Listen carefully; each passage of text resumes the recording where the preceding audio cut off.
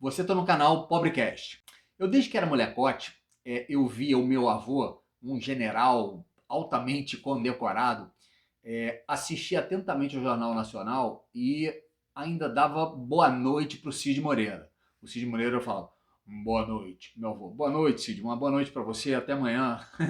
A Globo, inegavelmente, trabalhou com muito afinco para se consolidar como o principal canal de TV do país. Para o pessoal mais novo, né, que não presenciou isso, a Globo tinha o chamado padrão de qualidade Globo, né, que era a busca constante por ser referência nos principais quesitos de avaliação de uma emissora. Então, as câmeras da Globo eram as melhores, tinham as melhores imagens, os cenários e vestimentas dos apresentadores, dos atores, etc., eram claramente muito mais bem feitos, mais sofisticados, mais requintados que a concorrência. Os carros da Globo, né, quando faziam aquelas externas na rua, enquanto a concorrência chegava lá de Golzinho, Uno Mille, a Globo já chegava naquela Blazer 4.1 V6. Eles eram os caras. Sabe aquela cena do Tropa de Elite, que estão os PMs ali na entrada no morro, os PMs comuns, e aí de repente chega o BOPE. Pam, pam, pam. Não vai subir ninguém, fica aí, pá, pá, botando mó moral. A Globo, quando chegava assim na rua para fazer entrevista, era isso, parava, todo mundo ficava atento, queria ver o que eles estavam fazendo. Eram realmente, como diz aqui na gíria no Rio de Janeiro, eles chegavam chegando. Todo mundo queria trabalhar na Globo, falar com os repórteres da Globo, ser entrevistado nos programas da Globo e por aí vai. O cara, por exemplo, chegava lá, cantava no Faustão, ou era entrevistado pelo Jô Soares. Meu amigo, era agenda de show lotada o resto do ano. Só para você ter uma ideia, eles chegavam a ter 80 pontos de audiência em determinados programas. Isso significa que 8 em cada 10 TVs estavam sintonizadas na emissora. Mas, acima de tudo, o que se percebia de maneira muito clara era o alto grau de profissionalismo da Globo. Sabe aquela empresa que você vê que ela é claramente uma organização organizada, com uma estrutura rígida e os papéis bem definidos, processos bem estruturados, preocupação com a estética, de entregar um baita de um produto, né, para o público, enfim. Isso tudo, obviamente, gerava audiência, que gerava mais propaganda, que gerava mais dinheiro e que retroalimentava o seu protagonismo aqui no Brasil.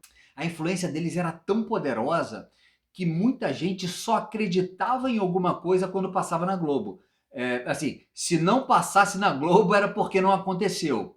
E, obviamente, é bastante poder e isso também, em determinadas circunstâncias, tende a ser um tanto quanto perigoso.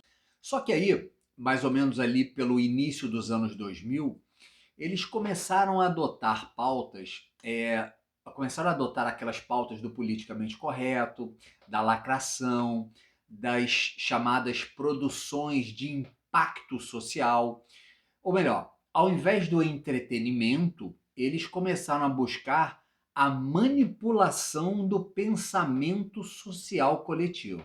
E é mais ou menos nesse período também, à medida que as redes sociais começam a se capilarizar e a informação se descentraliza, a mídia tradicional como um todo vai perdendo o seu protagonismo, né?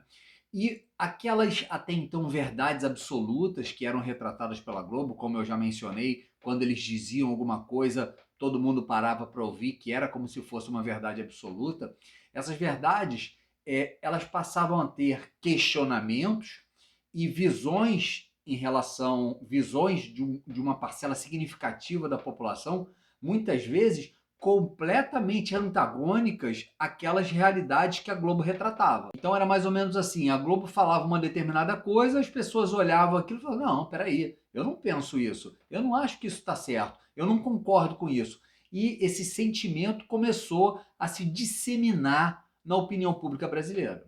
E aí, ao invés da Rede Globo e de outras emissoras, mais especificamente aqui da Globo, que é quem nós estamos retratando aqui, ao invés deles utilizarem aquilo no qual eles eram referência, né? Que era o profissionalismo e a credibilidade, e falar assim, ó, pessoal, agora tem as redes sociais, muito barulho por aí, né? Muita informação confusa, muita mentira. Se vocês querem informações críveis, verdadeiras, apuradas pelos melhores e mais bem preparados jornalistas do país, continuem buscando refúgio em nós. E aí, obviamente, isso tornaria imprescindível uma postura por parte deles profissional, séria, isenta na transmissão da informação. Só que ao invés disso, eles passaram a atacar o pensamento e a expressão de pessoas e grupos que eram, né, dissonantes à cartilha ideológica deles. E ali, né, cara, se inicia uma espécie de derrocada reputacional da até então maior emissora do país. Ainda é a maior emissora do país, mas muito longe do protagonismo e da credibilidade que eles já tiveram em outrora. Até porque essas vozes dissonantes, como eu comentei, que até então elas estavam, digamos assim, emudecidas por esse politicamente correto empurrado goela abaixo, essas vozes dissonantes, na realidade, elas representavam a maior parte da população brasileira. A gente não pode esquecer que o brasileiro de classe média para baixo, né, o que representa a maior parte da população, ele é de direita e conservador. Quem é de esquerda no Brasil é uma pequena elite burguesa socialista. É claro que muita gente aqui no Brasil não se define como de direita e conservador, né? Porque, na realidade, ele não sabe o que isso significa. E aí fica preso àqueles rótulos depreciativos que foram mal intencionadamente criados pela esquerda para atribuir a pessoas que não eram de esquerda. E aí convenhamos, né, cara? A esquerda sabe fazer propaganda e manipulação emocional como ninguém. Eles fazem isso há mais de um século. São especialistas nisso.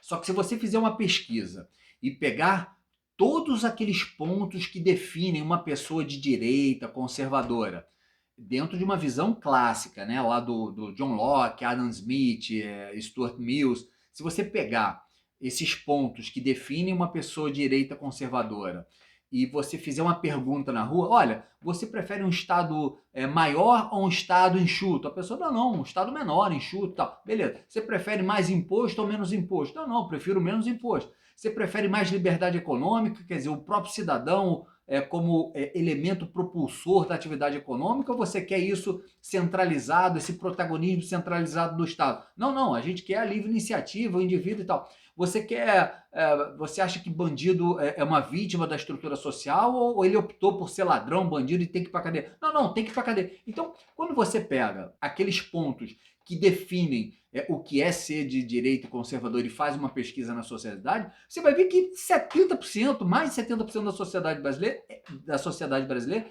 é de direita e é conservadora. Só não se define assim porque não conhece o que é e fica preso, como eu já comentei, aqueles rótulos mal intencionados, depreciativos criados pela esquerda. Bom, voltando, então a Globo, ao invés da imparcialidade, da transparência e daquele jornalismo com credibilidade, optaram pela manipulação. E, especialmente, a partir de 2017, com o Bolsonaro começando a se destacar nas pesquisas eleitorais, e, obviamente, até hoje, o nível de manipulação, de distorção e, em alguns casos, da mais absoluta inversão dos fatos, como se fossem verdade, é um escândalo jornalístico. Literalmente, o que nós vemos hoje é a opinião ideológica militante de jornalistas travestidas de notícias. E aí, finalmente, chegamos na pergunta do vídeo. Afinal, quando que a Globo vai ser fechada? É claro que eu acho um absurdo que qualquer meio de comunicação seja censurado e muito menos fechado por ação unilateral do Estado quando motivada por questões políticas. O que ocorre nesse caso é que a Globo ela descumpre regras do seu contrato de concessão de serviço público. Portanto, não é uma questão de iniciativa político-ideológica, mas sim jurídica. Veja comigo, essa aqui são algumas cláusulas, são algumas regras dos contratos de concessão de radiodifusão. E aí você vê ali, ó, vedação de conteúdo. É proibido o uso do meio de comunicação para praticar abusos como, aí tá lá, fazer propaganda de guerra, o que não é o caso, ou de subversão da ordem política e social. Ora, quando o Bolsonaro era presidente, você via a emissora falando o tempo todo que ele atentava contra a democracia, ela realizava um sistemático assassinato de reputação, claramente com o objetivo de depor o presidente. O objetivo da Rede Globo claramente era o impeachment do presidente Bolsonaro, nitidamente, porque via na sua gestão os seus interesses financeiros enquanto emissora contrariados por uma gestão eficiente e focada no interesse público e não no parasitarismo dessas grandes empresas em relação ao Estado.